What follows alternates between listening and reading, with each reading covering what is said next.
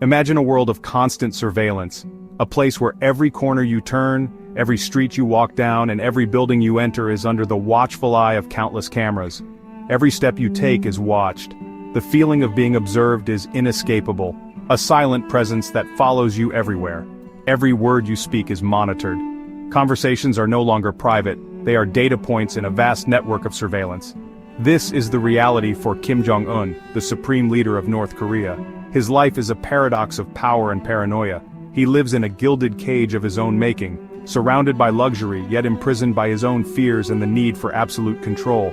Fear is his constant companion. It lurks in the shadows, a reminder of the ever-present threats to his rule.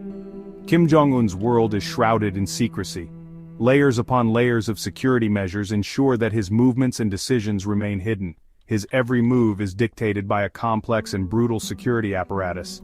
This system is meticulously designed to protect him from both internal and external threats. This system is designed to protect him from both internal and external threats. It is a fortress built on fear and loyalty. It is a world where loyalty is paramount and dissent is met with swift and brutal retribution. The stakes are high, and the consequences of disloyalty are severe. The price of power in North Korea is high. It demands unwavering allegiance and a readiness to eliminate any perceived threat. To maintain his grip on the country, Kim Jong Un must live in a perpetual state of paranoia. Every shadow, every whisper could be a potential danger. He is surrounded by a carefully chosen elite, sworn to protect him at all costs. These individuals are not just bodyguards, they are the gatekeepers of his world. These individuals are the gatekeepers of his world, the guardians of his secrets. They ensure that the supreme leader's life remains an enigma, hidden from the prying eyes of the outside world. At the heart of Kim Jong Un's protection lies the Supreme Guard Command, or SGC. This elite force is tasked with his safety and the security of his inner circle. The SGC is a formidable force, numbering in the tens of thousands. Its members are drawn from the most loyal and capable citizens of North Korea. The SGC is responsible for all aspects of Kim Jong Un's security. They guard his residences, accompany him on all trips, and monitor potential threats. They are trained to anticipate and neutralize any danger, no matter how small. Their loyalty is absolute, their dedication unwavering. Within the SGC, there are specialized units dedicated to specific tasks. Department 1, the most elite unit, is responsible for Kim Jong Un's personal protection. They are his shadow, always present, always vigilant. Their lives are dedicated to his survival. Becoming a member of Kim Jong Un's bodyguard detail is a long and arduous process. It begins with a rigorous selection process. Only the most physically and mentally fit candidates are considered. Family background and loyalty to the regime are paramount. Those who are chosen undergo years of intense training. They master martial arts, weapons handling, and counter-surveillance techniques. They are drilled to perfection, their bodies and minds honed into weapons. Their loyalty is tested and reinforced at every turn. The life of a bodyguard is one of sacrifice and constant vigilance. They are expected to put their lives on the line without hesitation. They are human shields, prepared to take a bullet for their leader. Their reward is the privilege of serving the supreme leader and the knowledge that they are protecting the very heart of North Korea. Section 4. The Ministry of State Security Eyes and Ears of the Regime. The Ministry of State Security, or MSS, is North Korea's primary intelligence agency. It operates both domestically and internationally, gathering information and neutralizing threats to the regime. The MSS is a powerful and feared organization with a long and brutal history.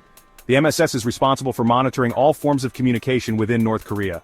They censor the internet, tap phone lines, and intercept mail. They are constantly on the lookout for any sign of dissent or opposition to the regime. Their reach is all-encompassing, their methods ruthless. The MSS also operates a network of prison camps, known as Kwan-Lee-so. These camps are infamous for their brutality and inhumane conditions. Political prisoners, those accused of crimes against the state, and their families are sent to these camps, where they are subjected to torture, forced labor, and often death.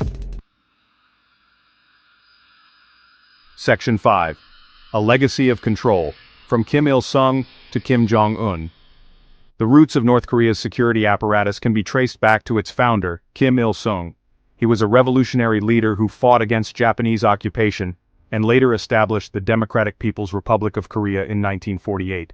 Kim Il-sung established a cult of personality around himself, presenting himself as an infallible leader. His image was omnipresent, from statues and portraits to propaganda films and literature, all designed to reinforce his godlike status. He ruthlessly eliminated his opponents and consolidated his power, creating a system of totalitarian control that persists to this day. Political purges were common, and any dissent was swiftly and brutally crushed. Kim Jong-il, Kim Jong-un's father, inherited this system and further tightened his grip on power. He was known for his secretive nature and his focus on military might. He expanded the military and the intelligence services, making them the cornerstones of his regime. The military was not just a defense force, but a tool for maintaining internal control and projecting power. He ruled with an iron fist, crushing any hint of dissent. The regime's brutality was evident in the suppression of protests and the harsh treatment of political prisoners. Kim Jong-un, the third generation of the Kim dynasty, has continued this legacy. He has shown a willingness to use extreme measures to maintain control, including purges within his own ranks. He has strengthened the security forces, expanded surveillance, and cracked down on any perceived threats to his rule. The surveillance state has grown more sophisticated, with technology playing a key role in monitoring the population. He is determined to maintain his family's grip on power, no matter the cost.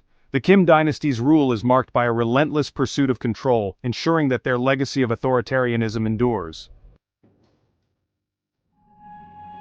Section 6. Modern paranoia, heightened security in a dangerous world. In recent years, Kim Jong-un has faced increasing pressure both domestically and internationally. The country's economy is in shambles, and there are growing concerns about his nuclear ambitions. This has led to heightened security measures as Kim Jong-un seeks to insulate himself from potential threats.